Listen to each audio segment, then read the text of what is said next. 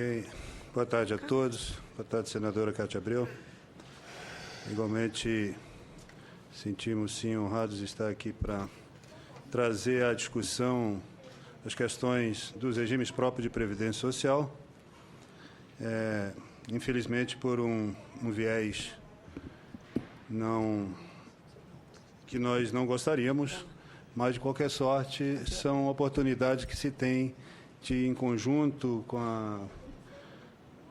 com os diversos poderes constituídos, autoridades, enfim, buscar soluções definitivas para a previdência do servidor público do Brasil, que hoje comporta aí pelo menos 10 milhões de servidores atualmente e mais de 2 mil municípios, incluindo aí estados e respectivas capitais.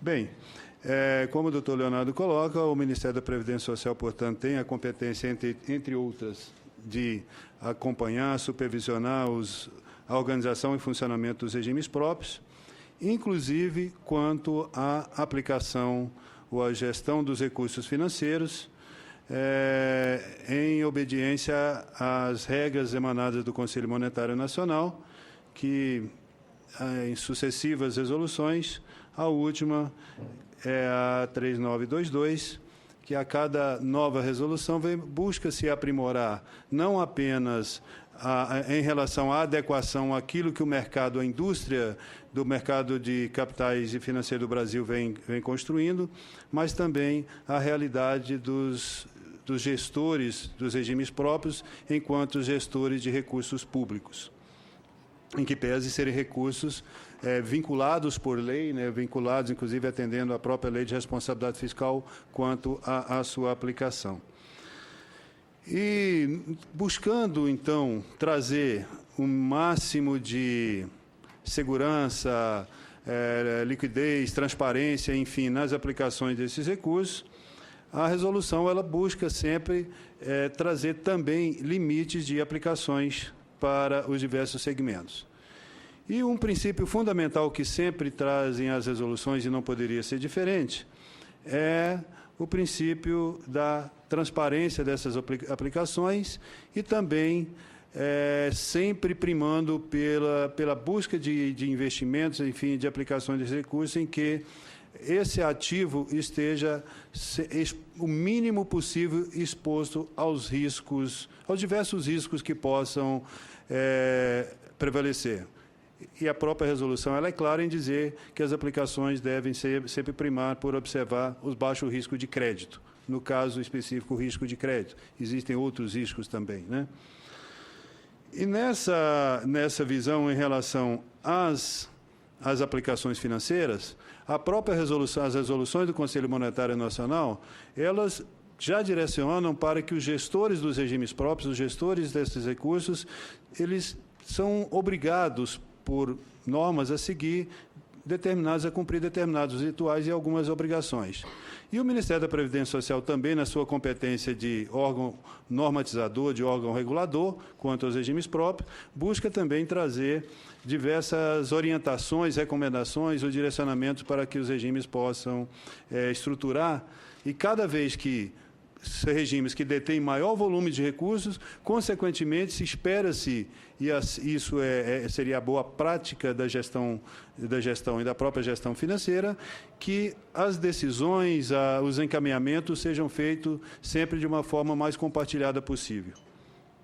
Desde a concepção da organização desses regimes em termos da sua legislação, é uma coisa que o Ministério procura sempre acompanhar, e, principalmente, a prática de que aquela organização, de que aquela forma de gestão ocorra exatamente conforme previsto nas normas. Em relação a isso, em termos gerais, e como o foco, e até em função do tempo, eu sei que há uma grande expectativa de que a gente traga uma série de respostas, especificamente para o estado do Tocantins, e possivelmente, e certamente, nós não teremos tantas respostas. No estado de Tocantins, o que se observou ao longo do tempo, e aí eu não estou falando de um histórico, é que, se você pegar em termos da legislação, que veio sendo ampliada, e muitas delas até por orientação e recomendação do próprio Ministério, ela ele apresenta uma estrutura de gestão relativamente bem feita, bem estruturada, bem, né? O que a gente foi percebido ao longo desse tempo é que, na prática, não se cumpria efetivamente aquilo que estava previsto nas normas enquanto forma da gestão dos recursos. E posso, com segurança, reportar aí até lá, a partir de 2005, 2006, por exemplo, quando das nossas primeiras auditorias, e o histórico de auditoria nossa no Estado de Tocantins começa lá, quando se detectou, não apenas no Estado de Tocantins, mas aí numa avalanche no Brasil inteiro, operações com compra e venda de títulos de emissão do Tesouro Nacional. A prática principal naquele momento era se comprar títulos de emissão do Tesouro Nacional com valor superfaturado. Ou seja, você comprava, por exemplo, um título, vamos pegar valor redondo para ficar fácil de entender, um título que teria um valor de mercado que todo mundo estaria disposto a pagar R$1.000, por exemplo, alguém ia, comprava por R$1.200, R$1.300 e casos estapafúrdios até R$1.500, ou seja, 50% não estou falando que isso ocorreu exatamente em Tocantins, mas um exemplo aí que a gente detectou Brasil afora. Logicamente, uma forma de você fazer com que saia o dinheiro do público e vá para o particular, aparentemente de uma forma lícita, ou seja, justificável contabilmente, e muitas vezes esses títulos, ou eles eram negociados logo em seguida, ou ficavam encarteirados até atingir aquele valor de aquisição, que seria uma forma, inclusive, de se mascarar contabilmente essa perda ou essa evasão de recursos. No Estado de Tocantins, e inclusive auditorias que fizemos em conjunto com o Tribunal de Contas, se detectou à época, em valores que pode ser discutido pelo critério, mais ou menos, mas não varia muito disso, à época em torno de 25 milhões de reais. Eu não me lembro exatamente o período, mas foi ali, a auditoria nossa deve ter sido 2007, 2008, foi num período por aí. Esse aí, inclusive, decorreu, diante que já teve notícia posterior. O próprio Tribunal de Contas deu vazão a esse processo e, segundo o que a gente tem notícia, também estariam até já responsabilizando as pessoas por isso. No mesmo momento, essas informações foram repassadas, como sempre fazemos, aos órgãos competentes. Naquele momento foi passado ao Ministério Público Federal, que lá no próprio Estado de Tocantins foi instaurado processos judiciais que tiveram diversos desdobramentos, e aí eu não posso precisar exatamente o que aconteceu, porque não fugiu da nossa responsabilidade, mas, de qualquer sorte, em relação ao que o Ministério da Previdência atua no âmbito da sua competência, naquele caso foi o que se fez. E assim fazemos. À época, então, até o Estadão publicou em primeira página aí que o Ministério da Previdência teria identificado mais de 200 milhões de rombos nos diversos, exatamente nessas negociações de títulos, do qual o Estado de Tocantins estava presente naquele momento. Ou seja, consequentemente, também em função dessas situações, o próprio Conselho Monetário Nacional, até por sugestão nossa, mudou a forma de negociação de títulos públicos. Ou seja, a partir de então, os títulos públicos somente podem ser negociados através de plataformas eletrônicas legalmente, ou seja, regularmente instituídas, Banco Central, ou CETIP, enfim, qualquer plataforma eletrônica. Em que pese ser um grande mecanismo de transparência, de segurança, mas ainda tem alguns problemas. Mas, de qualquer forma, aquela compra direta não mais passou a não ser mais possível. E isso foi muito motivado, principalmente aquelas auditorias, por informações que passamos a receber do Banco Central, que, nos acompanhamentos da evolução dessas negociações dos títulos públicos, passou a identificar essas negociações chamadas atípicas naquele momento, e que nós não dissemos em nenhum momento que aquilo significava prejuízo, mas significava, no mínimo, desencaixe, foi esse o termo que a gente usou muito, desencaixe desnecessário em relação àquelas operações. Posteriormente, na medida que as coisas foram evoluindo, e aí a própria resolução também, na busca de, como eu falei antes, de se adequar a uma dinâmica do mercado, trouxe novas oportunidades de aplicações desses recursos, criando, por exemplo, a possibilidade de se aplicar em fundos, chamados fundos de crédito privado. É uma característica de fundo, né, para quem é do mercado aí conhece as normas da Comissão de Valores Mobiliários, está aqui a procuradora que pode confirmar isso. Está lá na CVM 409, que é a principal instrução normativa da CVM, que trata dos fundos, alguns outros são tratados em normativas diferentes, mas uma característica principal dos créditos privados. Ele tem que ter obrigatoriamente uma composição da carteira, no mínimo 50% de papéis privados, enfim, tem uma série de características. E a indústria de fundos, então, a gente percebeu que imediatamente começou a criar fundos de investimentos com essa característica. E, para nossa surpresa, foram fundos que tiveram uma aceitação no mercado assim, muito grande para os regimes próprios. E nos causou, logicamente, algumas surpresas quando passamos a perceber que esses fundos mantinham algumas características bem próprias no momento das suas concepções e, principalmente, nas suas distribuições. Ou seja, foram fundos que você passou a querer, fundos que estariam todos no mercado, mas que só regime próprio praticamente estavam aplicando aqueles fundos. Alguns com características mais particulares ainda, não estou dizendo que especificamente foi o caso de Tocantins, também, para ficar claro isso, que alguns passaram a ter até fundos exclusivos. Município que teve um fundo que foi criado, somente ele aplicou e aquele fundo não distribuiu mais. E aí, em detrimento até daquilo que se prevê a própria resolução, que, no mínimo, você pode participar, aliás, com um máximo de 25% do patrimônio líquido do fundo ao qual você está aplicando e um máximo de 20% do seu capital.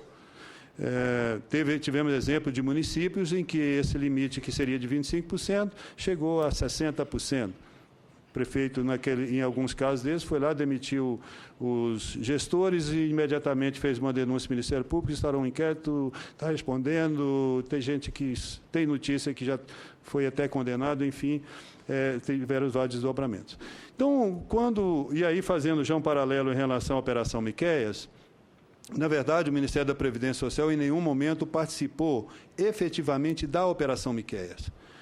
Dentro da sua competência, e isso a gente faz de ofício rotineiramente, tudo aquilo que se detecta de alguma, vamos dizer assim, situação atípica que possa evidenciar qualquer suspeita ou qualquer indício de alguma anormalidade, de ofício nós encaminhamos isso ao Ministério Público, Polícia Federal, quando for o caso, Tribunal de Contas, até Conselho de Contabilidade, enfim, onde quer que seja. E entre esses diversos encaminhamentos, alguns desses relatórios foram para a Polícia Federal. E, na verificação da Polícia Federal, então, percebeu-se que tinha uma extensão da atuação daquele, vou chamar aqui, que a imprensa toda se chama aí, né, daquela quadrilha, digamos assim, que atuava como forma de captação de recursos na distribuição de fundo de investimento para regime próprio. E estamos falando aqui da distribuição. E foi aí que os nossos relatórios passaram a ter uma importância para a Polícia Federal, porque trazia exatamente, se você pegar um relatório isoladamente lá de 2, 3 anos atrás, praticamente não vai identificar nada. O que se vai identificar é aquilo que se foi construindo ao longo de um tempo, a partir de diversas auditorias, você vê uma atuação bem harmônica. Vamos dizer assim, e uma mesma prática em diversos municípios, em diversas situações. E mais, a gente percebeu que a absoluta maioria daqueles que estavam adotando essa prática de investir naqueles fundos, que, na nossa avaliação, inclusive de outros segmentos, eram fundos que ofereciam grande risco de crédito em função dos papéis que lá estavam, ou outras situações, eram os mesmos aplicadores que tiveram lá, que fizeram as operações com o título do Tesouro Nacional, à época. Ou seja, seria mera coincidência? Fica-se uma interrogação. Não é nossa competência responder. Então, isso que decorreu da Operação Miqueias. Ou seja, a partir do momento que a Polícia Federal, então, identificou que tinha alguma coisa ali, ela passou a nos demandar sistematicamente informações acerca de diversos regimes próprios especificamente. Alguns deles, aqueles que foram citados, que é de conhecimento público. Muito bem. E aí, em relação ao Estado de Tocantins, mais de uma vez o Ministério foi convidado pelo Tribunal de Contas a participar de auditoria dentro do lá no IGPREV, auditoria do Tribunal de Contas, no intuito de que nós pudéssemos dar o suporte técnico para os auditores do Tribunal de Contas, que não detinham pelo menos até aquele momento, um conhecimento suficiente para fazer a análise da documentação, especificamente das aplicações dos recursos. E nesse processo todo de auditoria, voltando aqui à questão da organização, foi quando se percebeu, e aí ficou isso nos próprios relatórios que a própria senadora tem em mãos, e é público, o Estado de Tocantins tem, ficou sempre evidenciado que, naqueles períodos, não se tinha uma prática de uma, vamos dizer assim, de uma democratização, de um compartilhamento das decisões em relação às aplicações financeiras. Ou seja, as decisões eram praticamente tomadas por um grupo pequeno, a ponto de você ter atas, por exemplo, que o Conselho de Comitê de Investimentos se previa a existência de 14 pessoas, se ter reunido 5 pessoas titulares, uns 3 suplentes, e dali se tomou a decisão, ou a gente não sabe se efetivamente aquelas reuniões ocorreram ou não, mas, de fato, as decisões passaram a ser quase, e aí, num segundo momento, ou terceiro, não sei, tomadas de uma forma bastante pessoal. E isso, logicamente, foi se despertando diversas intranquilidades e insegurança para a gente que estava na análise e possivelmente internamente. Inclusive, consta do... E, inclusive, em muitas situações, você não via naquelas atas, naquelas tomadas de decisão, qualquer referência sobre o risco daqueles papéis, o risco daquelas aplicações, ao ponto que, se quiserem depois checar, está aí na página 16 do relatório, e sublinhado que afirmativas do próprio IGPREV, então, que o IGPREV não possui equipe especializada para análise de risco de investimentos. Ou seja, a partir de um volume de recursos que o Instituto passou a ter, então, era uma situação preocupante quanto gestão. E estamos falando apenas de questão de gestão, não estamos entrando no mérito aqui da exposição à totalidade aos riscos ou não. Bem, então, por si só, essas questões, não poderíamos e não afirmamos em nenhum momento de que houve roubo, desvios ou ações criminosas ou não dos gestores. Apenas situações em que você verificava que aqueles mesmos fundos que estavam envolvidos em alguma outra situação, em outros municípios, também estavam no Estado de Tocantins, em função até de um volume de recursos muito mais significativo. E assim como são tantos outros que nem estão citados hoje na Operação Miquesa, até em função do âmbito da atuação daquilo que foi divulgado pela imprensa e que todo mundo teve acesso. Então, tem muitos outros que têm informação que encaminhamos à Polícia Federal, encaminhamos ao Ministério Público, de uma atuação, vamos dizer, que estaria no mesmo conjunto daqueles fundos que foram investidos, que receberam investimento dos regimes próprios, que, no entanto, não estão na operação da Polícia Federal.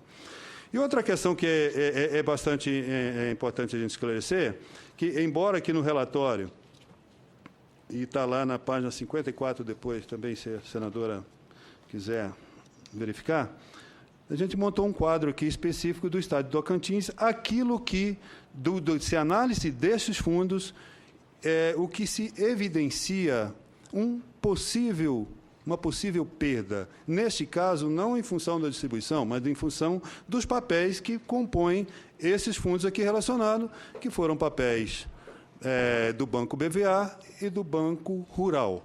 Que aí não é necessariamente por ser papéis do Banco Rural ou Banco BVA que venha caracterizar uma má gestão ou uma distribuição direcionada em função disso ou daquilo, né? São papéis de instituições financeiras, até então devidamente operantes no mercado, no mercado brasileiro, e que, logicamente, a partir do momento em que esses fundos, que esses bancos foram liquidados, os papéis que compõem os fundos, que logicamente são papéis dele, os próprios administradores dos fundos, dentro daquilo que prevê a própria legislação, têm os mecanismos que se fazem os registros na contabilidade do fundo de investimento, não estou falando do IGPREV, da apropriação das provisões para perdas. Nesses casos, aqueles papéis foram contabilizados a valor zero. Isso significa que, efetivamente, o IGPREV deva contabilizar isso como prejuízo? Lógico que não, e a nossa recomendação e orientação é que não o faça, que também aqui no IGPREV se aproprie como provisão e, logicamente, dentro no âmbito da sua competência como investidor, que atue como nas assembleias, enfim, do fundo desses fundos, na busca de se recuperar esses valores por diversos mecanismos, inclusive judiciais, se for o caso. Logicamente que, na liquidação das instituições financeiras, há toda lá um ordenamento das prioridades para pagamento dos recebíveis lá do banco. Dependendo do tipo de papel, pode sim o IGPREV ou qualquer um outro estar lá numa preferência superior ou não. Via de regra, esses papéis não estão numa preferência via bem inferior, até porque isso está muito atrelado também ao total de ativos que a instituição financeira pode ter. Enfim, aqui é relatado como a potencial perda, nesse momento já a gente considerando como perda, até porque isso representa uma diminuição da expressão patrimonial dos recursos, do caso do IGPREV, no seu balanço, na proporção desse valor. Na data que a gente fez essa análise aqui, em julho de 2013, na ordem desses fundos que estão relacionados, na ordem de 153 milhões de reais. Tá, e, logicamente, isso aí pode variar para mais ou menos, 153 milhões e algumas coisas, para mais ou menos, dependendo do critério, dependendo de uma série de questões, mas é na ordem, aí, vamos dizer, de 50 milhões, aquilo que se identificou naquele momento, em função do registro das contabilidades desses fundos, do que pode vir a ser uma perda nesses investimentos em decorrência disso. Quanto aos outros fundos, que pelo risco de crédito que eles possam apresentar em função dos papéis que os compõem, poderia-se ter diversos critérios de se medir uma perda potencial. Mas isso não é o caso, até porque esses fundos continuam ainda mantidos nas suas contabilidades, ou seja, a administradora desses fundos mantém os registros pelos papéis, segundo o que está expresso no mercado, e, logicamente, o que se espera, e a gente, inclusive, que se espera que que a gestão, não apenas do Estado de Tocantins, mas de todos os outros regimes próprios, estejam atuando efetivamente junto a esses fundos de investimento, participando das suas assembleias e acompanhando exatamente quais são as engenharias, quais são os mecanismos que está se buscando para proteger aqueles papéis que certamente estão expostos. E o nosso papel é exatamente acompanhar em relação aos limites previstos na resolução. Exatamente por isso que o Estado de Tocantins, para obter o CRP, como disse o doutor Leonardo, e até porque não foi bem sucedido na tentativa de obter esse certificado via judicial, optou-se por assinar um termo de ajuste de conduta, que é um termo bastante rigoroso, inclusive com uma multa diária pesada de R$10 mil para os gestores no caso de descumprimento, e não só em relação também ao critério das aplicações financeiras, mas todo e qualquer outro critério. E isso o Ministério da Previdência acompanha bimestralmente a partir das informações que são prestadas pelo Estado. Eventualmente, como ocorreu nessa última auditoria, nós verificamos em loco a conformidade daquelas informações com a prática. Infelizmente, até um tempo atrás, especialmente ainda sob a pessoa que estava responsável anteriormente, mesmo que não tenha sido, não tenha ultrapassado os limites previstos na resolução, a gente percebeu ainda algumas aplicações em fundos com uma significativa exposição a risco de crédito, segundo a nossa avaliação. Então, sim. Sim, isso consta nos nossos relatórios, inclusive, nos nossos relatórios bimestrais de avaliação do TAC. Tá? Estamos terminando agora a avaliação das informações que nos foram passadas pela atual gestão, tá? As mais recente, que pega outros períodos, e não temos ainda uma informação mais precisa a respeito disso. Então, aqui de uma forma bastante resumida e procurando ser bastante transparente em relação a isso, até porque é o que sempre primamos, é pela transparência das nossas atividades, e até para dar vazão, para cumprir esse princípio da transparência previsto na própria resolução do Conselho Monetário Nacional, previsto na legislação pública em geral, que rege a gestão pública em geral, especialmente a lei, a última agora, a lei da informação. O demonstrativo das aplicações e investimentos dos recursos dos regimes próprios, desde setembro, ele está público, disponível na internet. Então, qualquer um aqui que quiser ver o último demonstrativo do Estado de Tocantins, basta acessar lá o site do Ministério da Previdência Social e verificar fundo a fundo, CNPJ por CNPJ, onde que estão as aplicações dos recursos atualmente. E aí, logicamente, se são servidores, pela própria legislação, garante o direito a toda a informação, inclusive a informação que dá sustentabilidade àquela que está disponível lá, aos conselhos de administração, conselho fiscal, não há nem que dizer, isso é garantido pela própria lei do próprio Estado, dá essa prerrogativa também, e é o que se espera que aconteça na gestão, que é dar essa transparência. Afinal de contas, esses recursos eles deixam de ser disponibilidade do Estado, ou seja, ele não pode mais estar sob o domínio das contas do Estado, sob o domínio dos gestores públicos do Estado em geral, e tem uma destinação específica, que é um fundo especial, garantido, inclusive, pela Lei de Responsabilidade Fiscal, que é garantir o pagamento das aposentadorias e pensões futuras dos servidores. Então, em linhas gerais, até para não tomar mais tempo, até oportunizar outras participações e algum questionamento, nós, Ministério da Previdência Social, buscamos fazer isso, e mais, eu não falei, mas cada regime próprio ele é obrigado, por lei, por normas, a ter uma política de investimentos.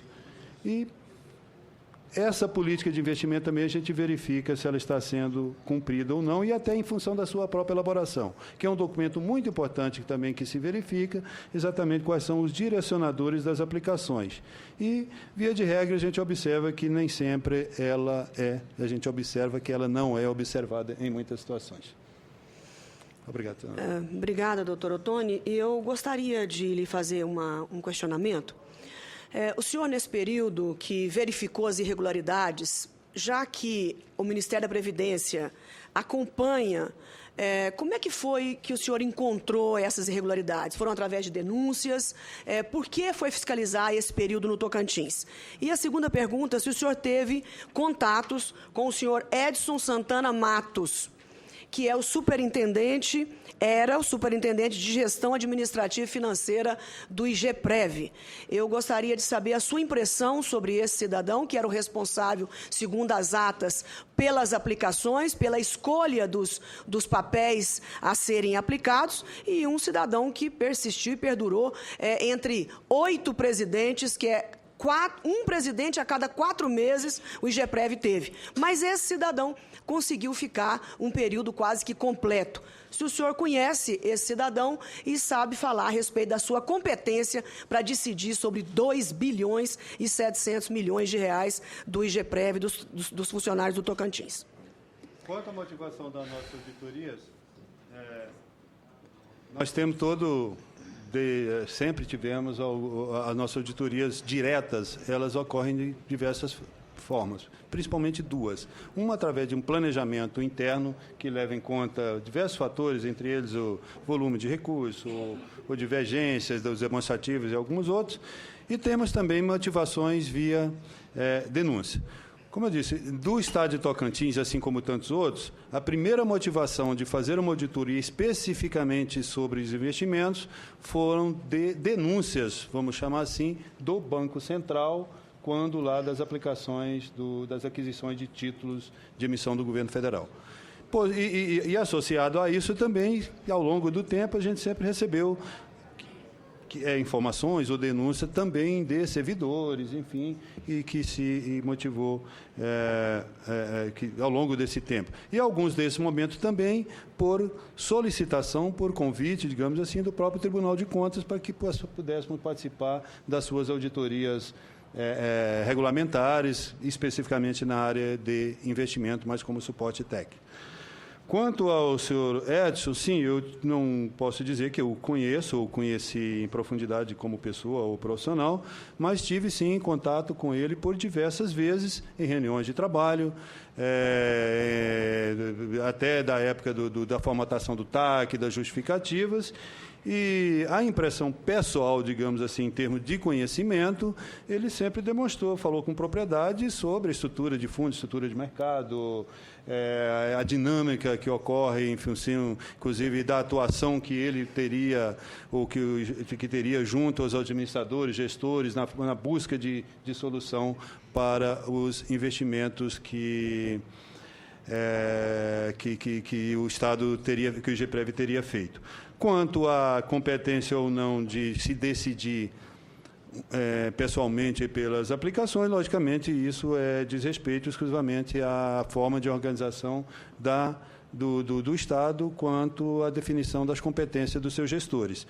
Logicamente, o que eu já disse aqui, pela orientação da própria lei do Estado e pela orientação da legislação em geral que regulamenta essas questões, as decisões jamais deveriam ou poderiam ser de cunho eminentemente pessoais. O cargo do Dr. Edson era